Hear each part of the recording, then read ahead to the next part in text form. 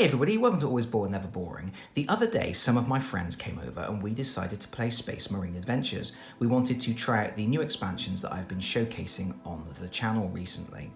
As it was already getting a little bit late into the evening when we decided to play, and because we had already played quite an intense game of Dungeons & Dragons Castle Ravenloft, we decided to keep things a little bit easier. So we didn't introduce any challenge cards, and we decided to pick our heroes rather than doing a random pull, which, considering how different the heroes are and how some of them seem better than others, I would normally do a random pull to allocate the heroes from now on. But we did do a selection of the characters that we wanted to play. We played through the Rescue Mission, and then we played immediately afterwards the Recon mission. We didn't play as a campaign, we didn't do rollover abilities or things like that, but I thought I would share some thoughts. One of the reasons that I wanted to play the game with the guys is because I am intending to do a campaign playthrough on my channel, and this was a good opportunity to practice with the new characters and see what the new missions are actually like. The characters we ended up picking were Captain Chogan, just because he's awesomely powerful, and then we also took Brother Gallius of the Hawk Lords, and we took Brother Maxus of the Silver Skulls, and then we also took one of the characters from the base game. We took Brother Gabriel. First of all, the reason we ruled out some of these other characters is because Brother Bethor, as I said in a previous video, has a very high risk-reward strategy. You can add +2 to your dice rolls, but if you roll a 1, he takes a wound. In a game where you can only take 2 wounds and then you're dead, that's very, very risky, especially with my sort of dice rolling. So we ruled him out.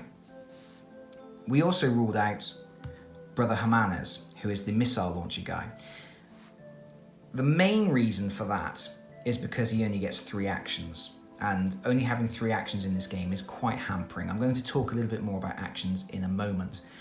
But the other reason is because, like I said in the previous video, he has this range 10, and it seemed pretty useless because in general passages are up to 8 spaces long, so as long as you've got a range of at least 7, you're okay.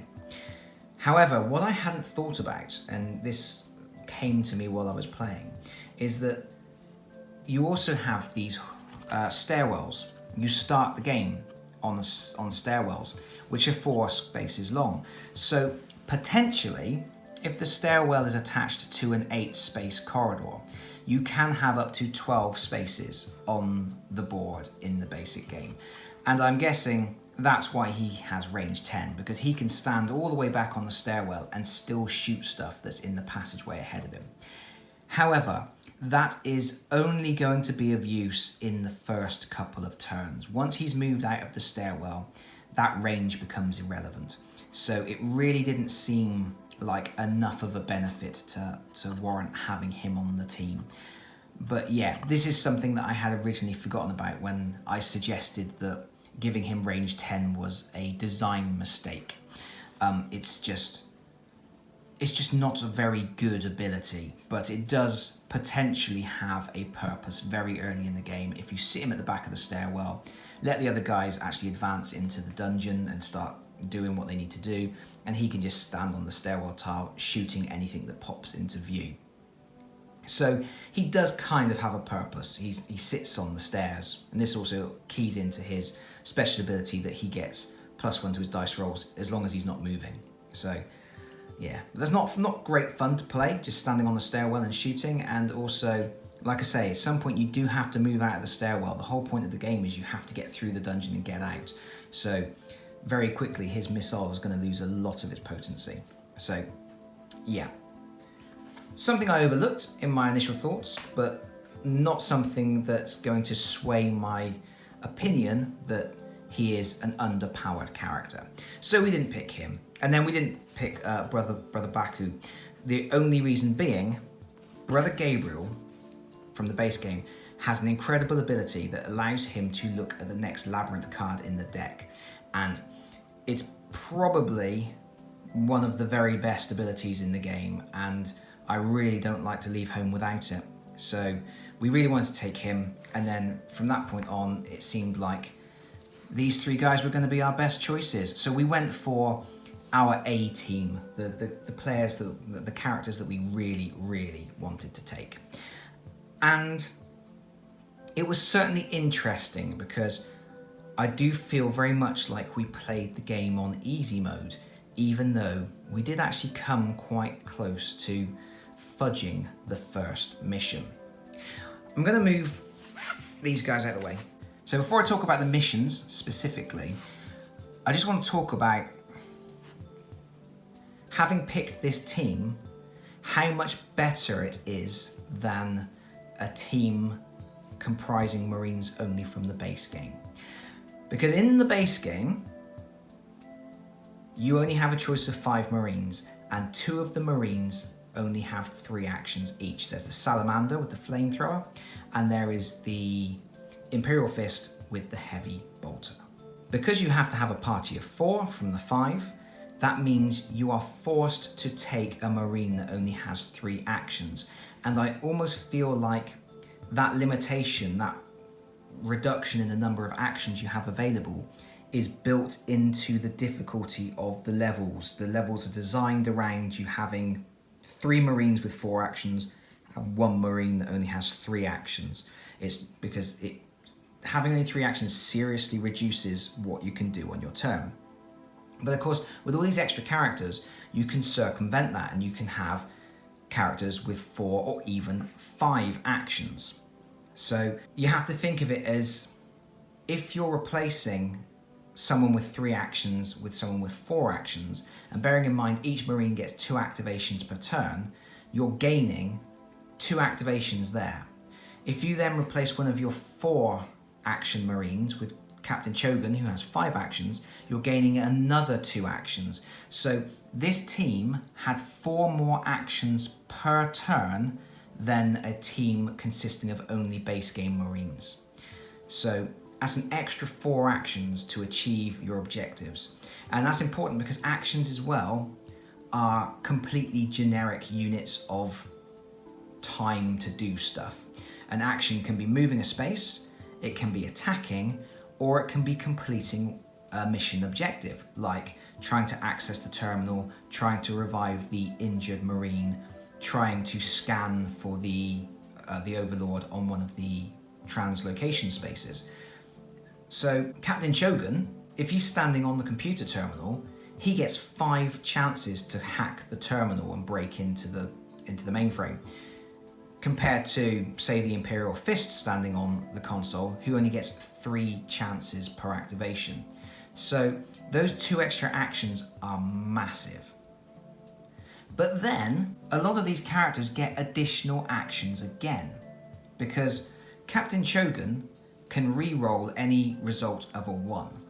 So that means if he attacks and rolls a 1 and misses, he gets a re-roll. That's an extra action. Okay, it's specifically an action for attacking in this particular instance. And that's not limited to once per turn. That's once per attack he can do that re-roll. So if you've got 5 chances to attack and you're absolutely terrible and you roll 5 1s, you get to re-roll those 5 1s. So that's 10 actions on your turn. Okay, it's very unlikely you're going to roll that many 1s, but potentially possible. You've then got Gallius, who gets a free attack on any enemy within 4 squares. So he's technically getting 5 actions per turn anyway, because the boards are so small in this game, you almost always have an opportunity to attack something on your turn. So he's really a 5 action Marine. And then you've also got the Silver Skull, who gets a free attack. He can take 1 free attack action on any Necron that is not adjacent to him. So he's technically getting 5 actions as well. Brother Gabriel is stuck on 4, but he has that really powerful search ahead in the deck ability, so that's fine. But technically what we're looking at here, we're looking at a Marine with 5 actions, a Marine with 5 actions, and a Marine with 5 actions as standard, but potentially up to 10, depending on your luck and what you do. That's a lot of actions condensed into this team, and significantly more than you would get from your base game Marines.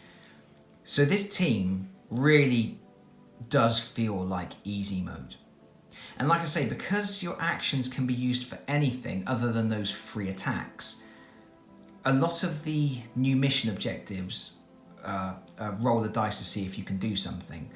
In the rescue mission, you have to go and stand next to the injured Marine, roll the dice. If you get a 5 or 6, he's revived and you remove him from the board, and then you can continue with your mission as standard. So if Captain Chogun goes to do that, he has up to 5 dice rolls to activate that Marine.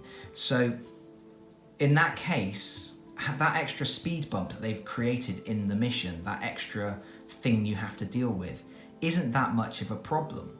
And again, with the translocation squares, searching those in the recon mission, you only need to roll a 3+ to actually search the space. And if you've got a lot of Marines with a lot of free actions kicking about, you can do it very, very quickly. And in fact, we had an incredibly easy time on the recon mission. We blitzed through that, and I don't think we even got halfway through the labyrinth deck before we were out. We were able to scan 3 translocation squares within the first round, I think it was. It might have been by the end of the second round. And then we were gone. We were off. The rescue mission was a weird one. It was a weird one because we had a really easy time of it, but we were incredibly inefficient with our Marines and their actions. The order we started in was all wrong. We wasted some things. There were opportunities to use special abilities that we didn't use. Captain Chogun actually had his special card that would allow him to kill a minion and place that minion on another Marine's card for them to use as an extra action on their next activation, and I just never used it. And we were just incredibly inefficient, and we managed to win, and we got everybody off the board. However, it came down to the wire. We had 3 Marines on the exit tile. 1 Marine was 1 space away from the exit tile, and there was 1 card left in the labyrinth deck. So it was basically going to be a case of, if we drew that labyrinth card before the Marine got off the board, he would have died, and we would have been 3 Marines got out, which is still a win when you're playing a one-off mission, but it has more serious ramifications if you're playing a campaign. But it worked out that we were able to get the 4th Marine safely off the board as well. But yeah, that was an interesting one because it never felt hard, we never felt under pressure, but we dawdled. I think we were taking it a little bit too leisurely. We weren't really paying attention to how many cards we were getting through in the labyrinth deck, but that's something we obviously paid much more careful attention to in the second mission, and we breezed through incredibly easily. The new missions themselves, I'm not sure are particularly groundbreaking. They are nice to have additional challenges, but like I say, in this particular case, I think because we chose such a strong team, those challenges were quite easily negated. In the first mission, if the injured Space Marine spawns quite close to your starting point, it's incredibly easy just to nip out of the stairwell and go and rescue him very, very quickly. If he's at the far end of the board and you've got to fight through a lot of Necrons to get to him, he can be more of a problem. However, once you've rescued him, you need to do the terminal as standard. So as long as you sort of think ahead and you get 1 Marine over to rescue the injured Marine, and you make sure somebody else is going over to the control panel, the boards are so small on this game, it's not really causing that much of an issue. You've usually got 1 Marine who can wander off and deal with the injured Space Marine, whilst everyone else just keeps the Necrons under control. The second mission, Recon, is a little bit more interesting because it is forcing you to spread out a little bit more, because you have to scan 4 different translocation squares of the 6. But you're traveling around the board anyway, so it's not a massive extra challenge, but it does force you to stand apart a little bit more than you might otherwise. And the most interesting thing about that mission is that it forces you to stand on the translocation squares, which means you have to put yourself in danger. If you run out of actions and don't have an action left to stand off of that space, and then a Necron teleports in, you start taking damage. So that was actually the only mission where we took any wounds, and that was from standing on translocation squares and getting Necrons teleporting onto us. But even so, like I say, we were still able to breeze through it very quickly and never really felt like we were under threat of losing. So the new challenges are there. They do add something extra, an extra nuance to each mission to deal with. Because the boards are the size they are, I don't think they're adding as much challenge as they might first appear.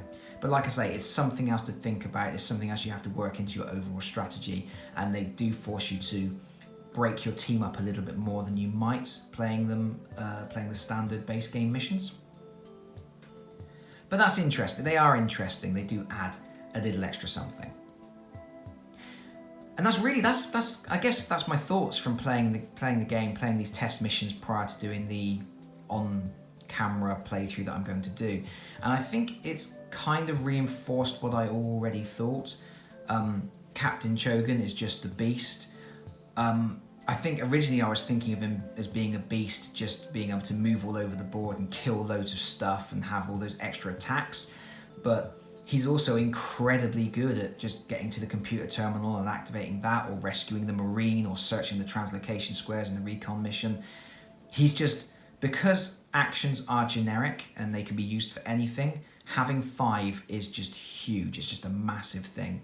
And I do think that you should really save him to give to a new player or a younger player, or if you just want an easier time of it. I don't think you would want to introduce him if you're trying to up the challenge.